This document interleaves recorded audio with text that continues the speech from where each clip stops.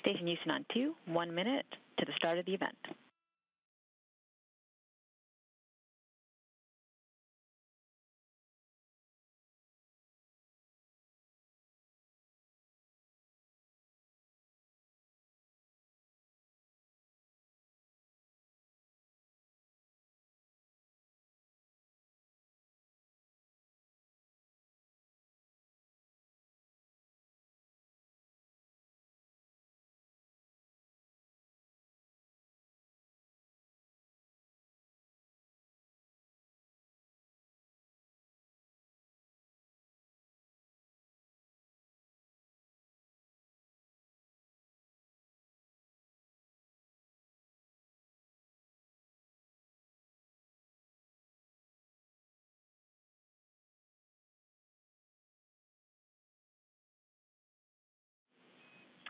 Station, this is Houston. Are you ready for the event? Houston, this is Station. We are ready for the event. UNISPACE, this is Mission Control Houston. Please call Station for a voice check. Station, this is Jim Green in Vienna. How do you hear me? Hello, Jim. We hear you loud and clear. Welcome to the International Space Station. It's great to hear your voice again.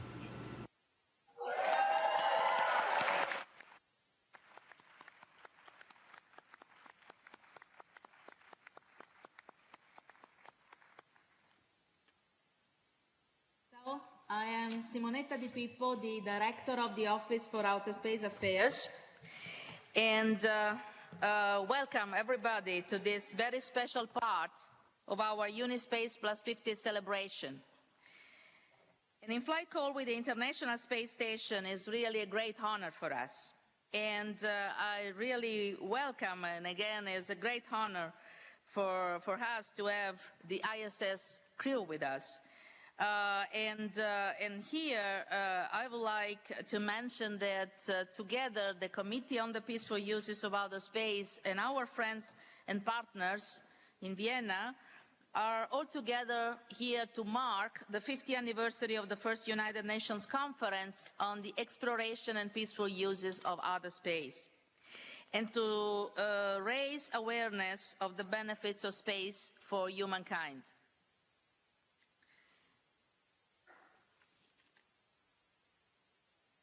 Okay, so it is my pleasure to introduce Dr. Jim Green, NASA Chief Scientist, who will lead today's call.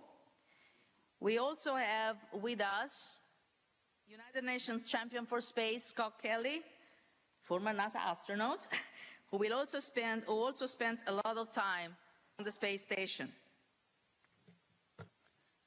Thank you very much, Simonetta. And thank you to the crew for taking time in your very busy schedule to be able to talk to us here at UNISPACE Plus 50 as you orbit our planet 400 kilometers above, running at 28,000 kilometers per hour. Absolutely amazing. It's a marvel of modern technology for us to be able to have the opportunity to bring you into our conference venue. Here we are in Austria. We are with hundreds of representatives from more than 100 countries. So, can the ISS crew please introduce yourself and tell us where you're from? Well, thank you, Jim, for the great introduction. It's a pleasure for us to be here and be part of this conference, and we hope we can share some insights into our life on the space station and the benefits of being here. I'm a NASA astronaut and commander of Expedition 56, Drew Feustel from Detroit, Michigan. I am Oleg Artemiev, Russian cosmonaut from Russia. By the way, in Russia, now World Championship in soccer. I invite you, after conference, go to Moscow.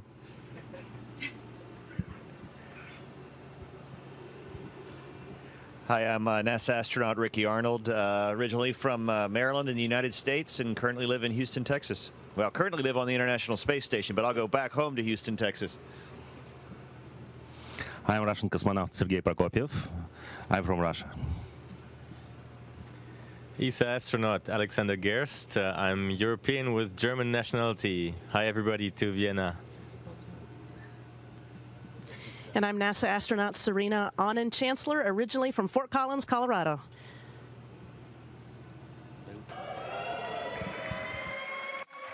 And back to Drew. You know, you are the latest in the series of crew members that have been living and working in space every day for almost 18 years. The question, my first one, is to the commander on station, Drew Folstel. Drew, based on your experience, why is international cooperation important for space exploration? Hi, Jim. You know, I think that's a question that to us seems obvious right now, and because I believe we're in the infancy of space exploration, and right now the costs are so great, and the complexity of the work that we do, and the effort it takes to get large components off the surface of the Earth, we really need that international cooperation, not only for the funding, but also for the technologies and innovation that allow us to be here. All of our partners have a lot of great experience in space, and they're all very different experiences in space. So what we're doing right now, it's important to utilize all of those assets and come together and move forward with a unified position in order to understand how it is we most efficiently and effectively work in space together as a world.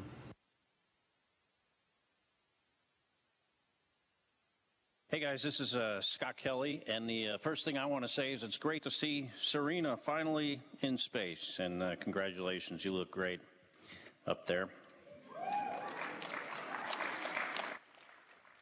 The question I have is for Oleg, and it is under the Outer Space Treaty of 1967. Space explorers like ourselves are considered envoys of humanity.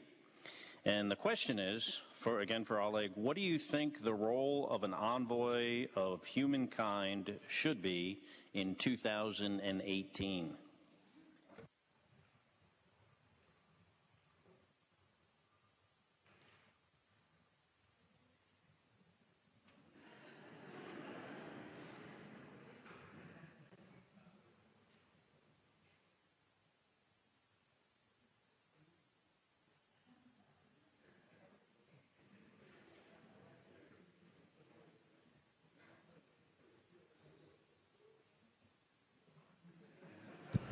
Hey, Scott, great question for you. Do you guys actually have an interpreter down there so that Oleg could elaborate on what that answer might be?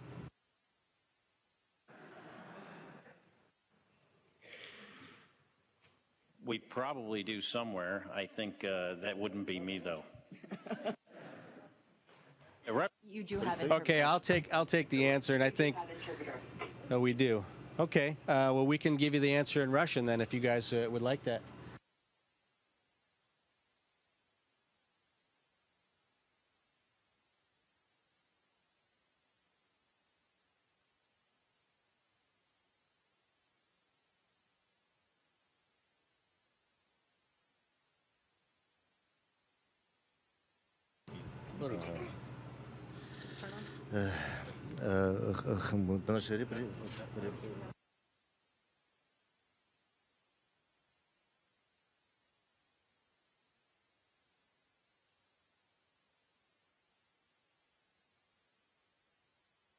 I must save peace of our planet.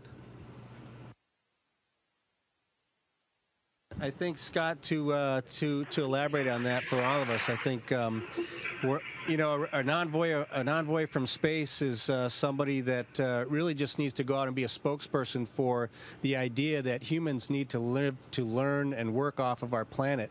In the words of the great John Young, single planet species don't last. And I think as a geoscientist, a few of us here that are geoscientists, myself, Ricky, and Alex, would say that on a geologic time scale, we know that humans represent such a small period of time in the history, not only of our planet, but of the universe. So it's important for us, if we want to continue as a species, to be envoys, to be spokespersons for the idea that we need to learn to live in outer space and operate there so that we continue to exist. This next question is for Ricky. Ricky, what are some examples of how your work on the International Space Station improves the daily lives of people here on Earth? And How is the International Space Station enabling human expansion across the solar system?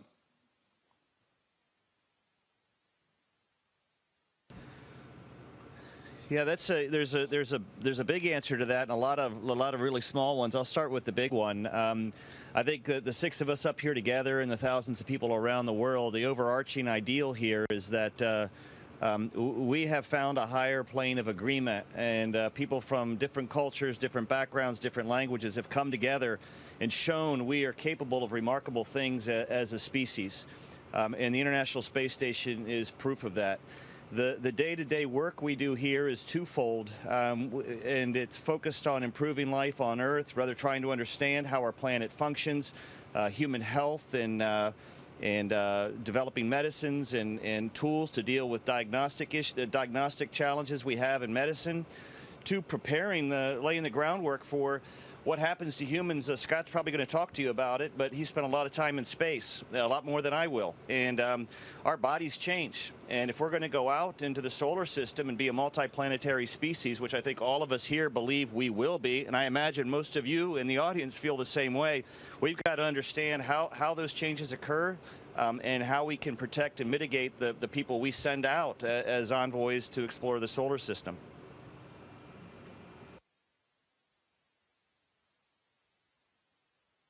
Hi guys, Simona here. Okay, you all are the evidence of the important relationship between education and sustainable development. And I have this question for Serena.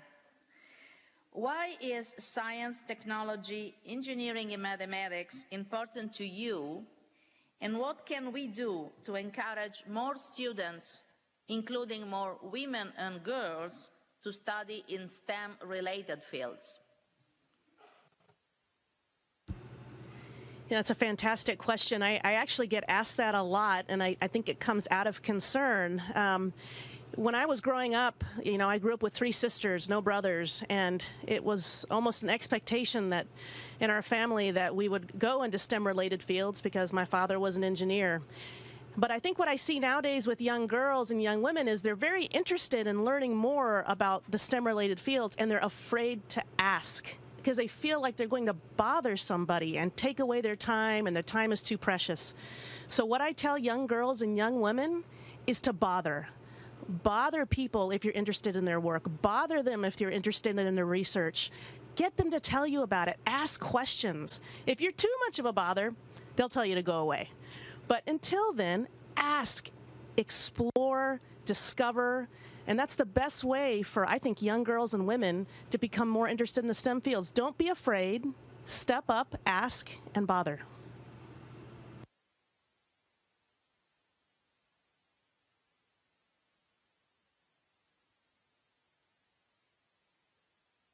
So the next question will be for Sergey, and a little comment first, and then I'll get to the question. But the ISS is a convergence of science, technology, and human innovation that is helping us learn what it means to be a spacefaring species by demonstrating new technologies and making research breakthroughs not possible on Earth.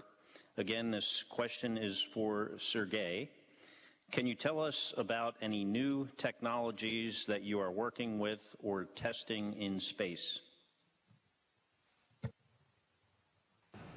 Urine processing and things like that.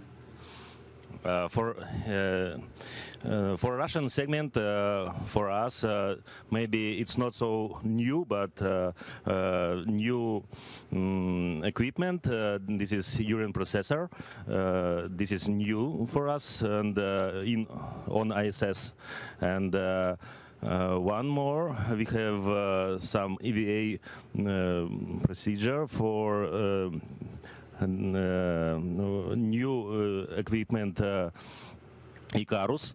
This is a very interesting experiment, and this is really new equipment. Maybe this is help people to understand how wild animals habitation, and it's very interesting. Well, thank you, Sergey. And, we know how important the urine processor is on the space station. It's actually one of the most important pieces of the hardware because getting water to space is so valuable. Thank you. Simone again, and this is a question for Alex. Alex, 15 nations contributed to the development and assembly of the ISS, and to date, more than 100 nations have participated in some form to ISS utilization. So, what advice do you have on how countries who are new users of space can engage in ISS research or educational activities, or I would say more broadly, could engage in international cooperation, exploring and using space for the benefit of this planet? Hey, Simona. Yes, good to talk to you, and thanks for the question. It's a really, really good question. And if we look around here, we sometimes forget that, and we have to remind ourselves that we are operating here in the most complex machine that humanity has ever built. And as Drew said before, building things in space is hard. Like, nobody can do that alone, and that's why we partnered up. We built the International Space Station with modules built from various different countries. We put them together in space. Those modules have never been put together on Earth before, and they still fit. This is amazing, an amazing project. More than 100,000 people have built it. And that's also the key to the answer to that question, is that in the future, if we want to be successful in space, we need to partner up. We need to cooperate. So for the new countries coming in, that means, well, partnering up with maybe the countries that are having more experience already, and then build something on top of that. We have this fantastic international cooperation that built the International Space Station, and it's our duty to use it for future projects. This will be the future exploration projects like Deep Space Gateway, jumping to Moon and to Mars and further on. But this also is valid for any commercial projects that come out of this, right? We have this fantastic laboratory here that is in its return of investment phase, the International Space Station. So we're here, we're happy to use it, we're happy to share it, because all the outcome of the science that we do, that's valid, that's good for everybody on this planet down there. It's not only for the countries who do the research, but for everybody. So in the end, we can benefit even more so from contributions from more countries. We welcome them to come in to partner up with us to do science up here on the International Space Station. I'm really looking forward, as a scientist, as an astronaut, to what's going to come in the future here. Jim Green again, and before we conclude this event, I'd like to thank the staff of the UN Office of Outer Space Affairs for all the incredibly hard work that they went into from the event, but also hosting the International Space Station access that we have here today. But before I go, I'd like to ask one more question, and that is for any of those on station that have looked down recently, where are you?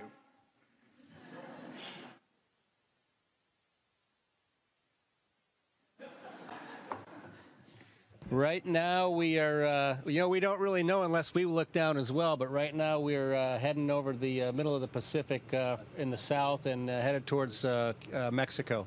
So we'll be there shortly, probably in about 20 minutes. Fantastic. So do you have any final thoughts that you'd like to share with UNISPACE Plus 50?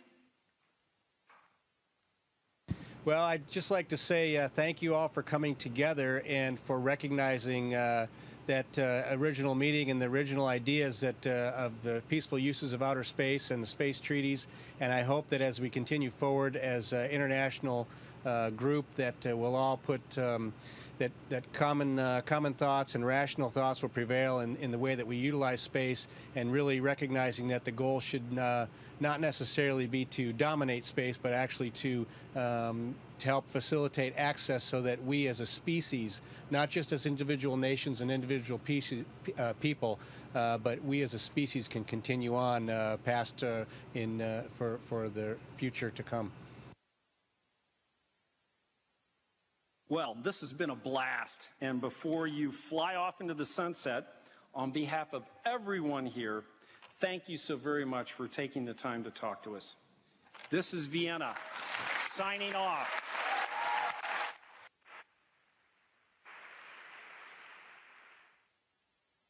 Station, this is Houston ACR. That concludes the event. Thank you, UNISPACE and participants. Station, we are now resuming operational audio communication.